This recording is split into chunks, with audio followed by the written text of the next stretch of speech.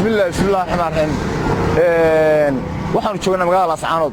waa xana Maxamed Wadani baa leeyahay Maxamed Axmed Maxamed Algaas waxaan ka hadlanaa maanta madaxweynaha qaranka Soomaaliya Maxamed Cabdullaahi Farmaajo oo imanaya magaalada Hargeysa caasimadda labaad ee dalka waan ku faraxsanahay ninka la dhaho Bombadaashi imaanshaha madaxweynaha qaranka Soomaaliyeed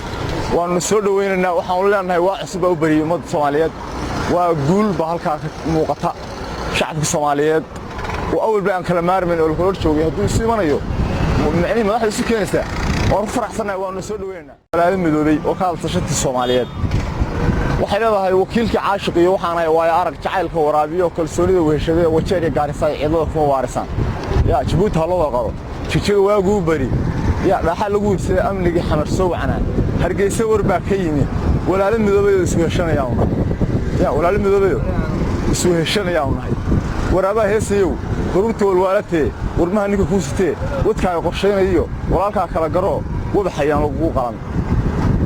wadaxayaan lagu qalan warlay Soomaaliyeey dhaxaan diiwaaniyo wanaag ma qaadatide waadiyo kala garo wadada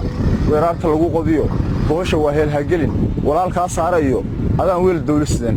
haduu wada kugu fato biyaha wad weecisay wadiiqa lagu duwa wadkan loo baajin karo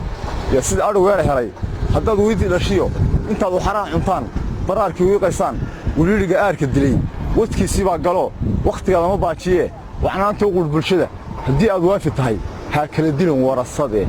inta wadniyaal isjecel walaac kala gelinaysan wanaag baan beerayay waraaba heesayow rubtool waalidtee warmaan nin fuusitee wadka qorsheynayo walaalka kala garo wadaxayaan lagu qaan waxaan leeyahay nimanka mucaaradka ee Soomaalida kala hor jooga ee kala fogeynaya war kala garta walaalihiin Soomaaliyeed iyo ciidatiin horta kala garta